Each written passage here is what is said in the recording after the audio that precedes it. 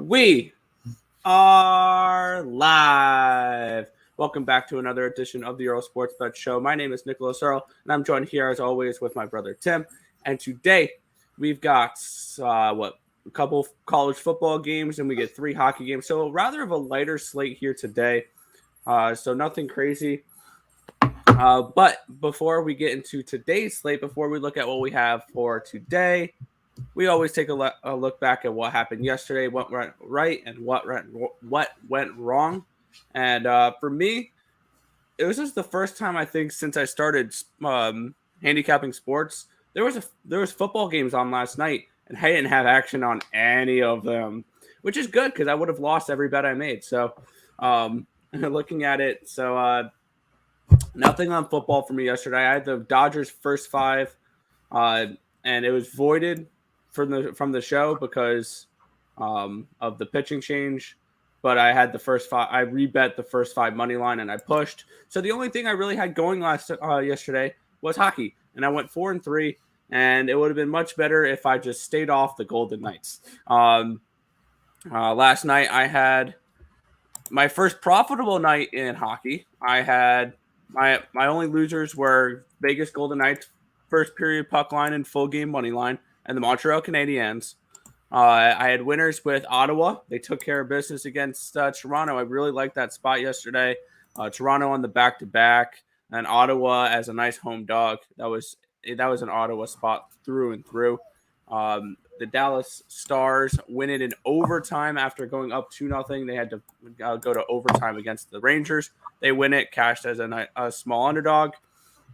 And for the first time in NHL history, oh, by the way, I also had the Islanders team total over. For the first time in NHL history, release the Kraken. Seattle gets their first franchise win of all time.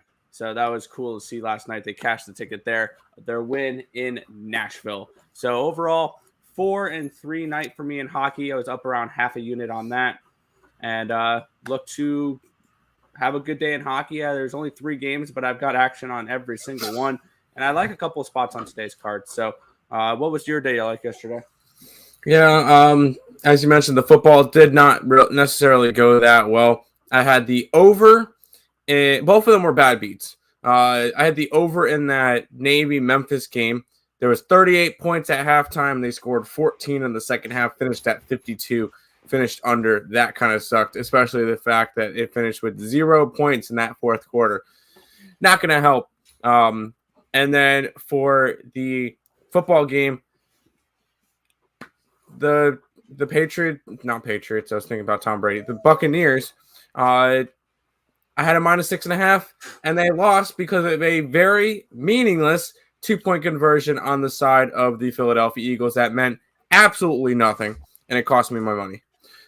So that was kind of annoying. And they kneeled the ball with 2 minutes left at the 5-yard line. 5. I was kind of hoping they would get stopped and kick a field goal. Didn't work out. I did on the show bet the under in that Giants-Dodgers game. It got voided out. I did rebet it, so I cashed that. That was nice. And then I did have a bet on the Islanders last night because I went to the game, and why not? But overall was not a profitable night at all. 1-3 night, but live to bet another day. Absolutely. Always good to be able to live to bet another day. So that's what we're going to do today. We're going to get it started here. Let me get our records scrolling across the screen there so you guys know what we have done. And we'll kick it off with do you want to do college football first, or do you want to do baseball first here? You clicky. All right. We'll kick it off with the American League Championship Series game number 1. Houston Astros hosting the Boston Red Sox in this one. Framber Valdez, Chris Sale, your pitching matchup in this one here. -135 for the Astros, +125 for the Red Sox. What are you looking at for this one? Yeah, I think this one's pretty a clear through and through Astros play. They've won both their games at home this year, and I think they're just the stronger team coming into this one. We do get Framber Valdez versus Chris Sale, and I do think Valdez has a slight pitching advantage right now just because of just because Chris Sale was coming back from injury and everything, and he's still getting into the full stretch of everything. So, yes, he's been pitching great, but I do think this is a Houston spot through and through. Take them at home. They're only a minus 135 on my book, so grabbing that all day. Yeah, I'm on the same page with this. I love the Astros in this spot, and I think the Astros now should be the clear-cut favorites to at least contend for a World Series. I really like this spot. I really like this matchup here for the Houston Astros. I think they got lucky not having to face the Rays, because I do think the Rays are still the better team between the Red Sox and the Rays, but the Red Sox just got the best of them in that series. And this is a good spot here for the Astros. They play really well at home. Boston kind of struggled away from Fenway Park this season. And Chris Sale is a pretty big question mark here. He's been actually pretty decent, but we know the Astros can hit lefties pretty well. And I do think that Framber Valdez is good enough to keep them in the game. I definitely think that Houston has the bullpen advantage in this one.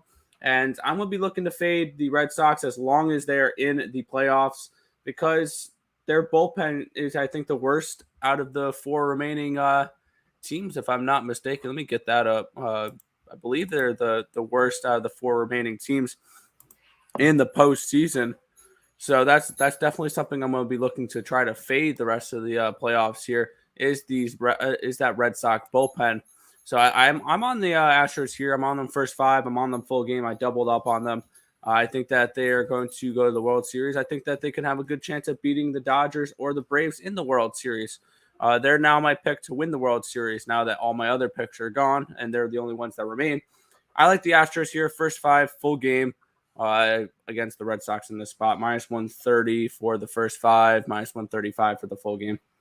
I will say Boston's bullpen was actually better this year than Houston's. Really?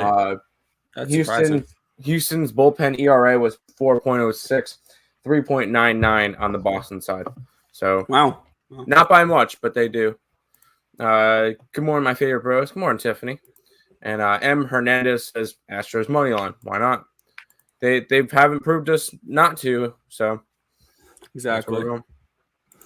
We'll go ahead and move on over to this game. Yeah, the Clemson Tigers are at the Syracuse Orange in this one. 13 and a half point favorites here are Clemson. Total of 44.5 in this one. We get Clemson at Syracuse, and for me, this is just a spot where I didn't bet it, and I need the line to move a little bit more for me to want to bet it. And I was looking for a 13 in this game. If this was to hit 13, I like Clemson in this spot. I know they haven't been covering spreads, and actually I know Syracuse has been covering spreads. That's ultimately what kept me off of this game, because if we're looking at these two teams, Clemson's 0-5 against the spread so far this year, and on average they lose against the spread by 12.3 points per game. And on the other side, one of the best teams against the spread this year is Syracuse, 5-1 against the spread this season, and on average they beat the spread by 7.6 points a game. So ultimately that's what kept me off of this game, is that Syracuse is just so much better against the spread this year. They're a scrappy team. They play good defense, and Clemson's offense struggles. I had this game power ranked and handicapped at Clemson minus 16.5. So I do think there is value on Clemson in this spot, but at the end of the day, I stayed off this game. I was waiting for a 13, maybe a 12.5 to get involved with the Tigers here. I don't think we're going to get down that low, so I'm not going to be getting involved in this game. Yeah, I will say, looking at it, I had the last time that they played in Syracuse. Oh, no. Last time. Oh, that was 2019, and Syracuse got absolutely demolished. But there was 2017 was the second to last time that they played in Syracuse. And that's when I think Clemson was like number one in football at that time, and Syracuse took them down, beat them by 3. But going into this one, yeah, I'm on Syracuse. They covered the spread 5 out of the 6 games that they played this year. The only one that they did not cover was when they were slight favorites against Rutgers and didn't cover that. And not a big deal. Rutgers is a good team. Other than that, they've been able to cover spreads, unlike Clemson, who has not covered a spread this year. And looking at Clemson, you get them. They've gone over 21 points besides that overtime game once against South Carolina. They smoked South Carolina. Good for them, but they were 51-point favorites in that game. They should have. It was, and they haven't really been even scoring this year. So if Syracuse scores a touchdown, maybe two, they cover. Clemson scored 19 against Boston College, 21 against NC State in a loss to NC State. In overtime, they scored 14 against Georgia Tech, and they scored 3 against Georgia. That's fine. That Georgia's a good team. But I'm on Syracuse. I think Syracuse covers and better up. I have a half unit on the money line at plus 430. So that'll be my bold play of the day. And we're going Syracuse. We're going Syracuse today. Gotcha. Yeah. And looking at it, this is a Clemson team that I don't think they've been a road favorite all year long. Now all of a sudden, they're 13-point favorites against a team that's been covering. No. Yeah. That being said, we'll end up watching Clemson go in and win 41-3. But exactly. But I'm on Syracuse in this game. Hi, Rat. Do you like the under? Why not? Why wouldn't you like the under? Clemson hasn't scored all year. Syracuse, they can score, but both teams have been more under trending than over trending. I could definitely see this one being a 17-10 type game, and it just goes way under. So why not go the under? I just like Syracuse in this game. Plus, the under does correlate with Syracuse. I was going to say, with the correlation, if you like Syracuse, you're liking the under. If you like Clemson, you're probably wanting to lean towards the over, because that means more points will have to get scored, unless you think that Syracuse is not scoring at all, which I highly doubt that. So. Yeah. That's that game. We got one more college football game to look at. Yeah, we have the Marshall Thundering Herd taking on the North Texas Mean Green. I love those two names in this matchup here. Marshall coming into this game 3-3. University of North Texas Mean Green coming in 1-4 into this game here. Looking what these two teams have done against the spread so far this season. Marshall has an ATS record of 2-4. On average, they lose against the spread by 1.9 points a game. North Texas is 3-2. On average, they lose by 0.9 points a game. So both these teams, they're about split down the middle on ATS covering and all that. And looking at these two teams, Marshall coming in off of a 20-13, if I can ever read these scores, overtime win against Old Dominion, who they were huge favorites against. They were 21-point favorites against. And then on the other side, we had the University of North Texas coming in off of a covering loss against Missouri. And looking at this matchup here, I do have this game handicapped at Marshall minus 14.5. So I do see some value here with the Thundering Herd at minus 11. And that's where I went in this game. I end up getting at 11.5. But I think this is a game where they win by 2 touchdowns. So that's where I'm looking at this game. I like the Marshall Thundering Herd minus the 11, minus the 11.5, whatever you can get it at against North Texas in the spot. That sounds good. We don't have any. Oh, sorry. I need to break down this game. Yeah, I'm on Marshall as well. Marshall is just overall the better team. North Texas just really hasn't done much this year. Yes, North Texas has covered spreads a little bit. They've covered spreads in 60% of their games, but it would definitely go after Marshall in this game. They're overall the better team, even though it has not been a good season for them. They're only 3-3. We expected a little bit more from them. I think that they've really started to go downhill since that loss to East Carolina in that ugly game from them, because after that they lost to App State. They lost to MTU. And then they barely beat Old Dominion last week in overtime. But we're going to go Marshall in this game. I think it's just a good bounce back spot.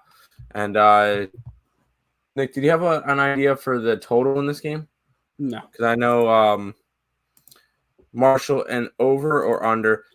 If anything, if Marshall's going to win, it's going to be an over game. If North Texas is going to cover, it's going to be an under game. Marshall 4-2 to the over this year. North Texas 4-1 to the under. So it depends. If you got Marshall, then you're going to want to be leaning towards the over in this game.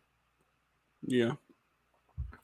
But this is where my analysis stops because now we get to go to the hookie, and I turn into a glorified alley.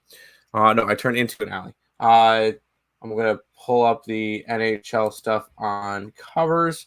We get to start off with the Chicago Blackhawks taking on the New Jersey Devils. Blackhawks 0-1 this year. They lost to Colorado 2 days ago. The New Jersey Devils making their first start of the year. Where are you going in this one, Nick? By the way, you put 135. It's minus 125. Yeah. Looking at this game here, we do have the Blackhawks coming in off of a loss here against Colorado in their opening game. In Colorado, then they had to travel to New Jersey. New Jersey playing their first game of the season. And looking at these two teams, let's see who we got for goaltending today and all that fun stuff. None are confirmed, but it looks like we're going to get Marc-Andre Fleury for the Blackhawks. He's going to be the starter most games for Chicago. On the other side, it looks like we're going to be getting the New Jersey Devils debut of former Detroit Red Wing Jonathan Bernier. And I kind of like Jonathan Bernier. He was good last year on a bad Detroit team, so it tells you everything you need to know about that. And I really like this Devils team this season. I think that they made a lot of good moves. I like that Dougie Hamilton pickup for them. That's going to really help their blue line. He's going to be skating with Ryan Graves, who they got from Colorado. They got some decent young players as well. I love that second line with Heischer, Zaka, and Brat. And then watch out with that top line with Hughes and Sharangovich. This is going to be a good New Jersey Devils team. I think it's going to be better than people expect. I'm probably higher in New Jersey than most people are. I got them here first period at minus 128 and full game at minus 120. I like the Devils to win in this spot. Chicago, I feel like this is a spot where this is going to be a good New Jersey Devils spot. And I still don't mind the Blackhawks this year, but right off the rip, I think they're going to be a little overrated with the players they picked up. There's going to be a lot of hype around them, but it's going to take some time for Fleury to adjust to the team and regular season play, along with Tyler Johnson centering that top line with Brenda Cat and Kane. They did lose Duncan Keith over the offseason. It's going to take time for Seth Jones to get acclimated into that team. So this is going to be a good Blackhawks team later in the season, I feel. But right off the rip here, I like the New Jersey Devils here in the first period and the full game to get the job done here against the Blackhawks. No, I like it. We'll go ahead and head back over here. We get another hockey game. This one also starting at 7 o'clock p.m. Eastern Standard Time. We get the Vancouver Canucks taking on the Philadelphia Flyers. Same deal as the last game, except for did Vancouver win or no? They lost. They lost in overtime in their first game. Got it. That's what that means. Okay. They are 0-1 this year. They lost their first game. Philadelphia having their first game of the season. Philadelphia is a minus 145 favorite in this game. Where are you going with this one?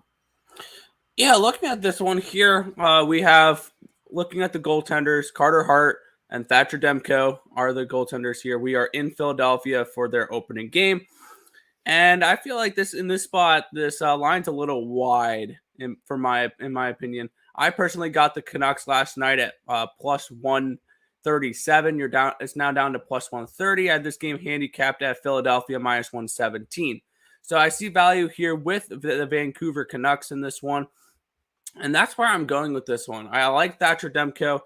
He struggled in the beginning of the game, but he finished with a a 941 save percentage. He only gave 1.85 goals allowed per game. This did go to overtime. This did go to a shootout, and it could have gone either way. I unfortunately had the team total over for Vancouver that night, which I needed them to win the shootout in order to cash that, which they didn't. But I think this Vancouver team's going to be better than people expected. I think they're a little bit improved from last season. They got a really good piece from Arizona with Connor Garland in the offseason. And they still got some, and then they also got Ekman Larson in that deal with the Arizona Coyotes as well.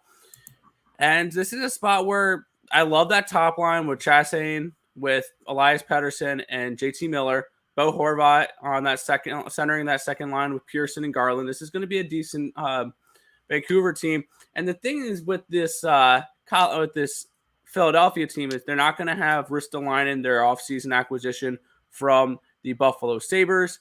They are going to have Ryan Ellis, which was a nice little upgrade to that blue line. But I think that the Vancouver Canucks get the job done here. I got him plus 137. I don't mind him at plus 130 here for the full game. That's where I'm going with this one. I like the Canucks in this one to get the win. I like it. We get one more game for today.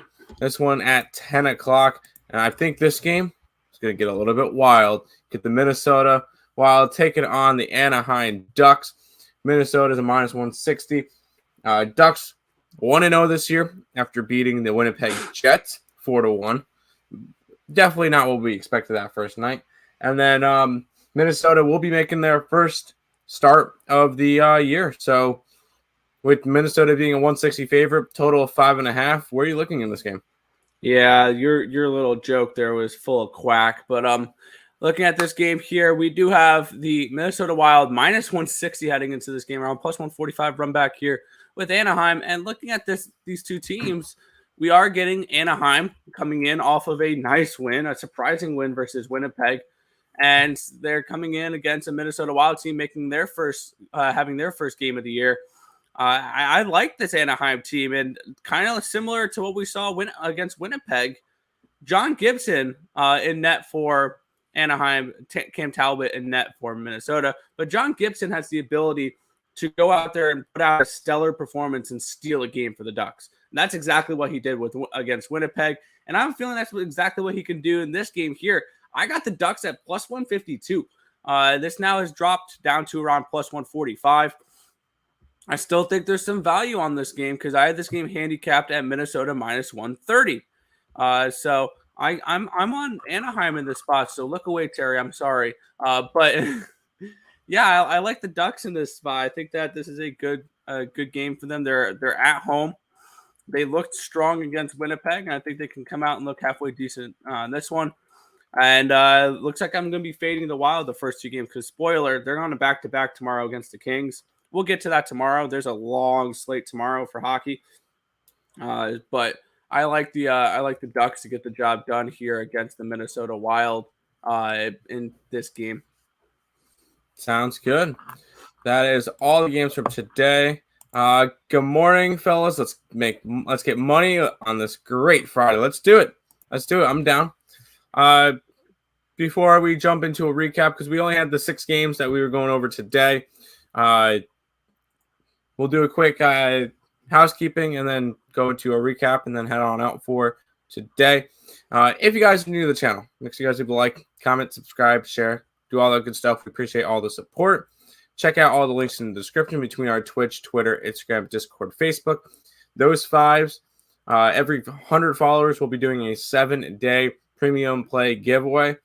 And then also check out in the links in the description our picks and parlays, premium plays, and our merch, all linked down below.